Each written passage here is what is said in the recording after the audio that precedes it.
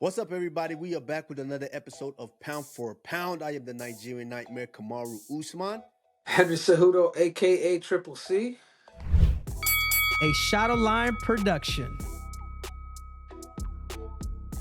Henry Cejudo. Stenudo. Man, UFC 307 took place last night, 307. And what a fantastic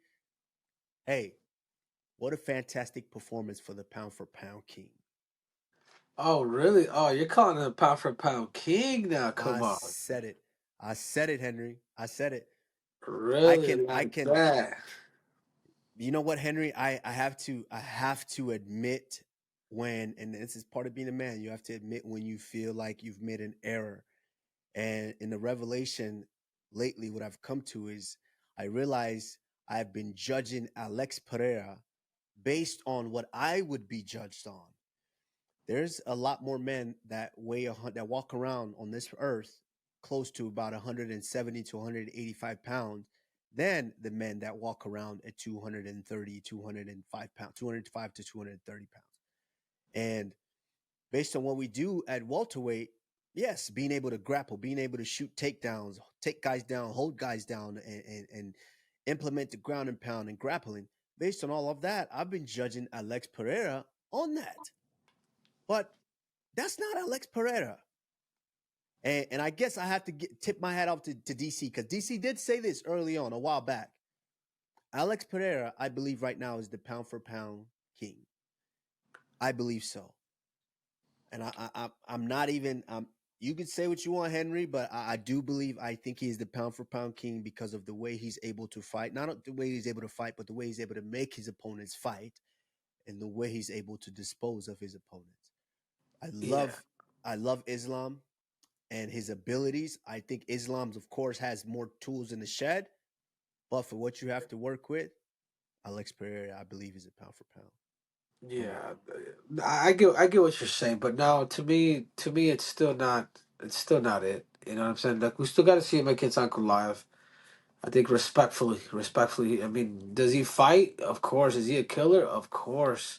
But we have to see him against a guy that's more likely going to bring the grappling. But I just don't. I'm not even sure if Uncle Live could bring in the grappling. He's talking about going on his feet, and that stuff is crazy. But I think either way, I'd still put Islam up there. But Alex was doing a really he's been doing a good job with these fights. But even just to go back to that fight. The first couple of rounds, dude, he lost. Dude, it looked like Khalil was really, and I was there live, man. It looked like Khalil was really picking up the steam. But I also think like the unexperience of Khalil going for 5 rounds really helped him, dude. And if you notice, like at the end of uh, uh, Alex Pereira, he has trouble with guys with southpaw, and then he started literally kicking his legs closer and closer. He started kicking his legs as the round were getting, in the later rounds, and then I think the key in that fight for Alex Perez, he started investing in the body. He started throwing a lot of kicks, dude, up the middle, straight kicks, and then once he finished them, it was all going to the body to really break him down. So I felt like Alex did a really good job of starting a little cold, but then he ended up investing back in the kick and then back in the body, and then obviously Khalil did not have an answer for 5 round championship experience. He just doesn't, and I think people need to realize that it's different when you just train for 3 rounds, but for 5 rounds, Kamaru, it was absolutely ridiculous. But then Alex Perry was able to get the damn finish in the fourth. Yeah, I think a lot has to be made of how Alex Pereira is able to systematically break someone down. With the exception of Israel Adesanya, the first fight, I believe this was a masterful performance. Masterful performance. And like I said before this fight, if you think Khalil Roundtree does not have a chance, you're crazy. And he showed that. He put up a good fight for about 3 rounds. But even with that, Alex Pereira was in complete control. Complete control. Was Khalil Roundtree faster? Yes. Was his combination a little bit more fluid or throwing him, letting him go faster? Yes.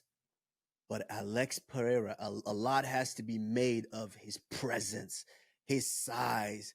When he hops into range, you feel like he's in range to where you, even if you really paid attention, you see in the fight where I think it was John Wood, Khalil Rountree's coach, was telling him, hey, you've got to put in 2 or 3 shots. You got that third shot might get to him because the 1-2, you're missing him with the 2. You have to put the third shot in there to potentially get to him. And I remember when I fought Covington the first time, towards I believe in the 5th round, I remember I'm like, I'm just missing him with the second shot. You have to put that third one in there. And it wasn't until I put the third shot behind it that I actually got to him.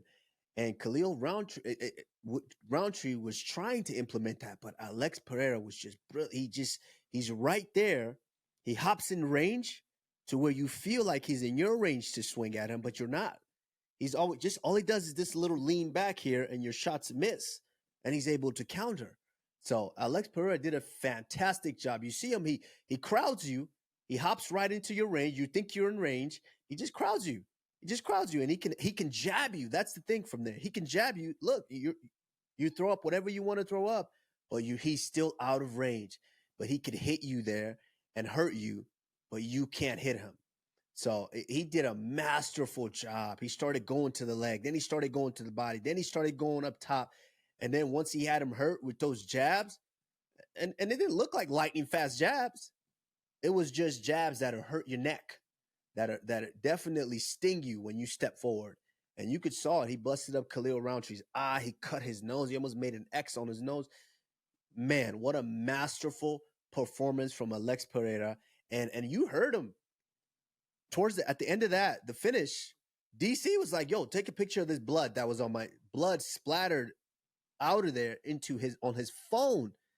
They're sitting cage side, and you're seeing blood splatter on his phone, DC's phone. So I mean, it's not only was it brutal, was it just a systematic breakdown, but it was also a brutal fight and a finish from Alex Pereira, the pound for pound #1 right now. Wow, Skill like wise, that, Kush. yes. Skill wise, I think Islam has way more tools in the tool shed, for sure. Yeah. But I think right now, based on what it is to be pound for pound, I think Alex Pereira is #1. I think so. Yeah. Well, I mean, I'm gonna. We can agree to disagree, but what's next for him? I think what's next for him is a fight with Ankalaev, and then I think after he beats Ankalaev, I think he should maybe dabble in at heavyweight if that's what he My wants to man, do. Ankalaev has a fight. No, I know that. I know he has a fight, but that fight's next week, or I'm sorry, next month, I believe, or sometime it's coming up. I know he's got a really tough fight, but I mean, he's got to fight and then fight again. That's how it is. But Exactly. he does need to fight Uncle Live, and that's how he'll determine. I mean, look at But O'Malley. okay, but Look at O'Malley when he fought Marab. I Like he understand that. showed a I big understand that. deficiency. I understand that, Henry. But you're okay. Then what if he gets past Ankalaev? What if he goes in there? Ankalaev stands up with him because Ankalaev is a great striker and he loves to strike. I remember talking to him in Vegas and he said he loves to strike.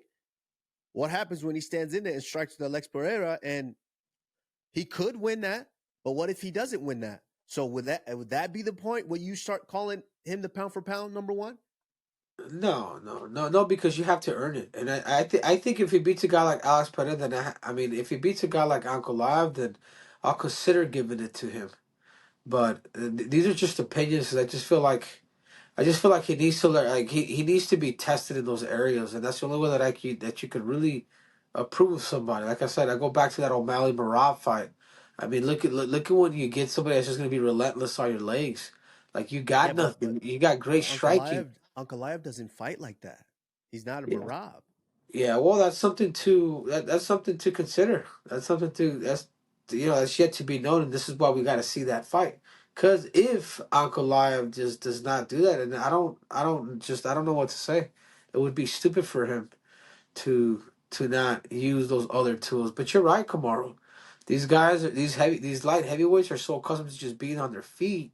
It's like heavyweight. Everybody that's majority of the fights end on the feet. You know, you don't see variety of submissions or things like that, or even takedowns in comparison to the rest of the divisions. So I got to see that so I can make my damn judgment. But I don't think you should take it from a guy like Islam because he's fighting guys that know a little bit of everything: wrestling, I agree. I jiu-jitsu, agree. But clinch. but I have to I can't be biased to the standard that I'm held to, the standard that Islam is held to, because there's a lot more men that weigh Islam's size and my size than they do Alex Pereira's size. So with what Alex Pereira has to work with, he's disposing of these guys that way. So I have to give that to him. But does this make I hate to throw it because I don't want to take anything away from Alex Pereira and what he's done, but this makes Israel Adesanya's finish of Alex Pereira even more. I mean, to be able to put a guy like that away, I think isn't that Alex's only loss in the UFC?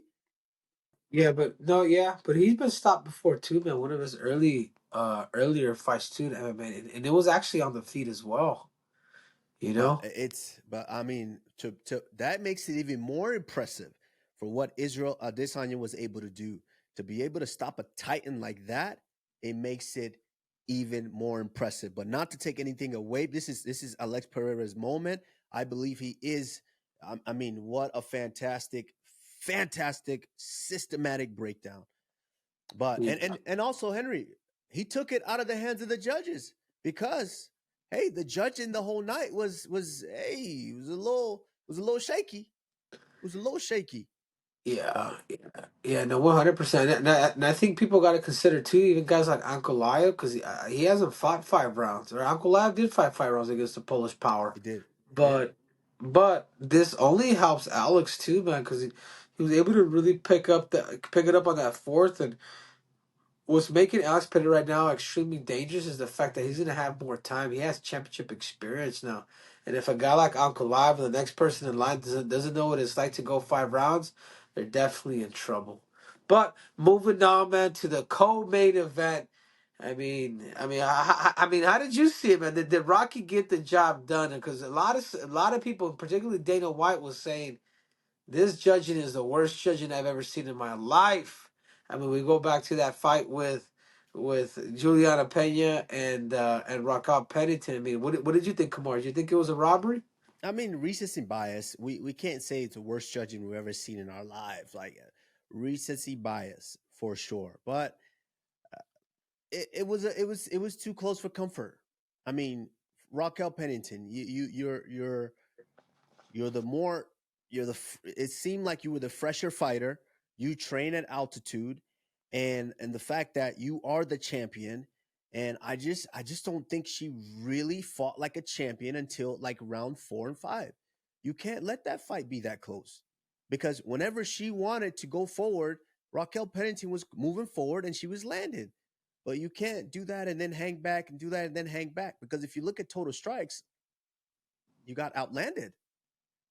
So it's a tough one to score because it was just honestly I just feel like no one did enough to separate themselves, so you can't be mad at the judges for going one way or the other way. That's how I see it. I think Yeah. both they did the best that they could. I think Juliana Pena did great. I think Raquel Pennington did great, but I just don't think either one did enough to separate themselves to where you could say I was robbed. Right, right. No, 100%. I 100% agree with you. I think the person that won more of those, that solidified more of the rounds was actually Juliana Pena.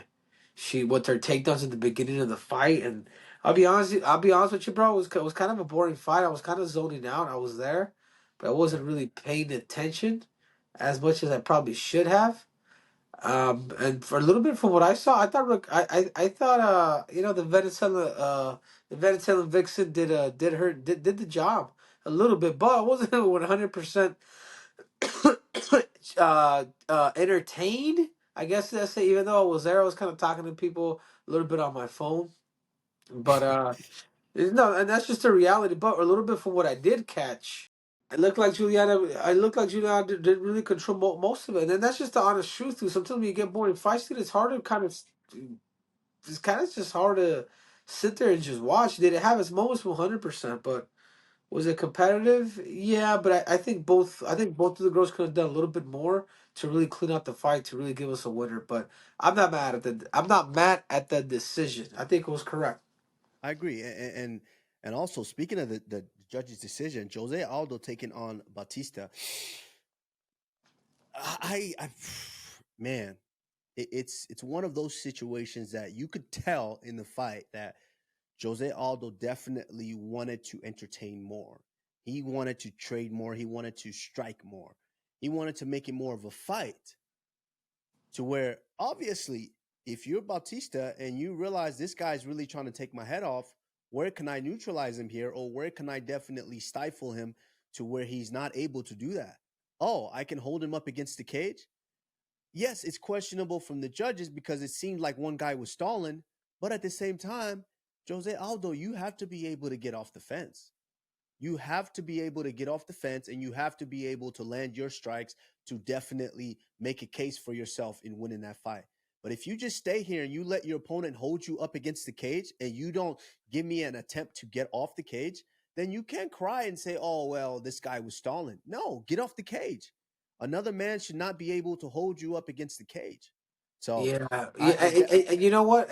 And you know what? Speaking about that, Kamaru, because you are right. Even though he didn't take him down, that was the same way that fight with Marab went. Like Jose Aldo does need to get off the fucking cage, man. Like his defense is really good, 92%, but then his stall time too is about 92%. 92% of the time he can't get off the cage. You know what I'm but saying? Like let's. I think he can, but the thing is, I think he's just gotten complacent with holding a guy up by not giving up the takedown there, but just staying there and waiting for the referee to separate them. No, you got to get off the cage.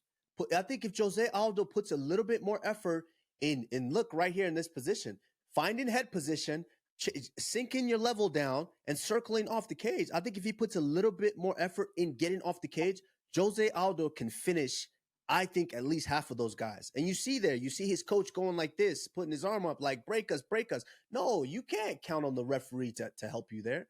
You got to get off the cage there and you got to look to land your strike because Jose Aldo's definitely was, I think, getting the better of the striking once they were exchanging. So I think it's just a little bit more work there. If he doesn't want to be losing these split decisions and these close ones like this, he's got to get off the cage. Just work a little bit harder there or not even necessarily harder, but just smarter at not staying there, letting your opponents hold you up against the cage and losing these close decisions. Because Jose Aldo, I do believe he still has a lot left, and I do believe, hey, if he touches you, all these guys they feel it. When you get touched by Jose Aldo, hey, you gotta recalculate.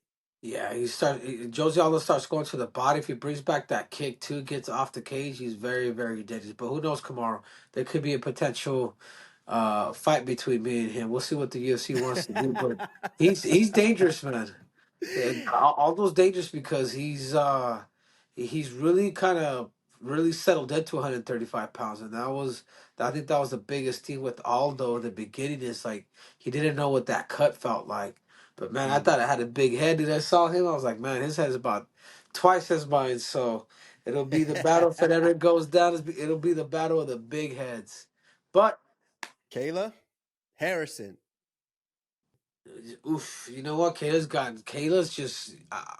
You can just tell there's just a power difference in Kayla and everybody else, man. She literally bullies at times for takedowns. I mean, you can tell there's a difference in there, and her ground and pound is really good, bro.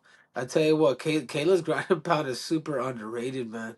Like she's literally going out there throwing elbows. I mean, where you don't see a lot of girls that go on top and do things like that, but she's Right. her wrestling's good. Steve Mako's done a great job. Olympic teammate of ours. You know, me and Dan Comian at the '08 team. I mean, she is next. But I wouldn't mind if I'm a girl like if I'm a girl like Juliana, I'd probably be like, you know what, you need one more fight. You put him through the ringer a little bit because Kayla is dangerous. If I'm in Juliana's position, you know what I'm saying? Be like, you know what, you should take one more.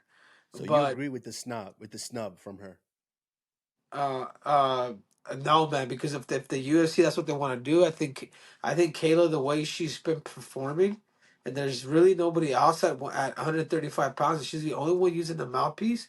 Yeah, she should be next for that title. But like I said, I'm playing both sides. If I'm Juliana, but like, you know what, Kayla, fight a girl like Norma Dumont.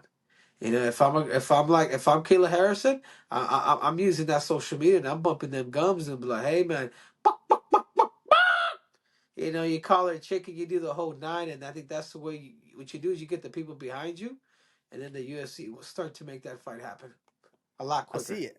Yeah, I see that because they cut to Kayla after that fight to get her reaction while they asked Juliana what's next, and Juliana completely said, Amanda Nunes come out of retirement and let's run it, let's run it again.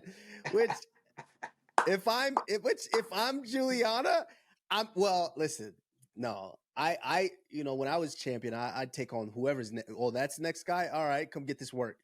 But as a champion now, you got to think about your dollar signs. Hey, what's gonna sell me more? Do I fight this harder girl? I don't know if it's gonna sell me more. Which I do think her and Kayla is still a humongous fight, but because she has history with Amanda Nunes, they're 1-1. I mean, and Yeah, but it's one of those things. Yeah, but Amanda ain't coming back unless she's trading. You know what I'm saying? Looks like I think that's crazy. I think the one. I personally think that fight is next, but it is what it is. I mean, I think Kayla would probably be the favorite in that fight. But dude, Juliana's a dog, and I wouldn't necessarily do the whole nine. But moving on, dude, Kevin Holland too also suffered a injury in his rib. I mean, I don't know the situation. I don't know if it was a pre-existing injury on the rib, but Kevin Holland's gonna start getting exposed, man, because that's the second time that he just gets taken down, and people are just gonna start wrestling Kevin, knowing that he has that deficiency. So whether Kevin Holland was super hurt in that rib, but I mean, rib injuries suck. He should have probably never fought in the first place because then that just puts then the fans are just you just didn't give the fan a show. You know what? I'll go on this because I don't know if a lot of people do, but me and Kevin Holland kind of had a little tumultuous history. But all that aside, I think Kevin Holland is really starting to settle into his own as the type of fighter that he is, that he wants to be. Kevin Holland is one of those guys that I can kind of compare to a Cowboy Cerrone. That's a guy that you definitely want to tune in to watch fight.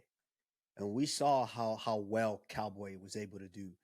Cowboy is one of those guys that could come in there and spark anybody. But at the same time, it suffer these setbacks. And so that's kind of where I put Kevin Holland right now because he's Kevin Holland is that fighter that you want to watch, that you know is going to be an unpredictable scrap. It's going to be a good one, but it's going to be unpredictable. And so it's sad to see that rib issue happened because like I said, I picked Kevin Holland to win that fight because I feel like he has a little bit more. He's just a little bit more dynamic than Roman Dolidze, even though Dolidze's grappling is incredible and he's tough, hard nosed dude. So it's a little bit disappointing to see, but Kevin, I just seen how he is now, his demeanor when he sits up there, how comfortable he is to have the press conference or have a media scrum. He's starting to come into his own and his identity as a fighter. So I think Kevin Holland is just going to be one of those guys that you are always going to be excited to see him fight or be on the edge of your seat because you don't know any crazy thing that could happen. Does Yeah, he but have deficiency?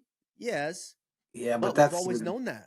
yeah, but that's fight fans, bro. If MMA fans will easily freaking cross you over. But moving on, dude. Carla Esparza retiring. I mean, that was emotional at the end, dude. I'm not gonna lie, dude.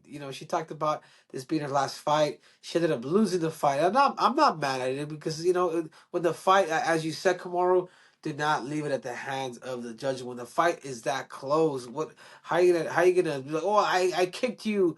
I kicked you 3 times more than what you did, or I threw 2 right hands more than you did and caught you. Like it's unfair to also say that as well. I mean, could have Carla. Did I thought Carla win? Possibly at the end. I felt like she stole the round, but other than that, dude, like I wasn't too mad at the judging in Utah, but Carla Esparza retired. I think she's a future Hall of Famer. Obviously, two-time strawweight champ, and she's the first woman to ever bring it. I mean, she brought the wrestling in, um, but she's gonna go off and do better things. So congratulations to her. Okay, I know it's also yeah, it's emotional to see someone call it quits, or not even necessarily call it quits, but get to the end of the road for them. And I'm super happy for her. It seems that she's got a beautiful family and she's ready for that next chapter outside of being a professional fighter. And I mean, the fight was super competitive. It was competitive, but I feel like just based on critiquing the fight, it's Carla never evolved in from when she came in to now. She never evolved to make it easier on herself in those fights. Is she the best female wrestler in that we've seen so far? Well, not the best female wrestler, because I think there is a more decorated female wrestler in Tatiana Suarez. But I do believe Carla Esparza is the best at using the wrestling inside that octagon. And everyone knows that. And so she never evolved from that. And that's why you get fights like this where I think, and being honest, I think Tisha Pennington did a fantastic job of defending takedowns. She got those, she was getting in there deep on those takedowns attacks. But Tisha was able to turn a hip down, be able to hip down, dig that underhook, get up, and pummel out. So I thought it was a fantastic job by Tisha. It was very, very competitive, and man, I think first of all, congratulations to Carla. It was an amazing career, 2-time champion. Henry, I agree with you. I think she goes into the Hall of Fame. Um, obviously it's the deliberation is going to take time with the people, but I think she's a future Hall of Famer Yeah, well, for that's what's sure. up. Well, I'm curious, man. I'm curious to see what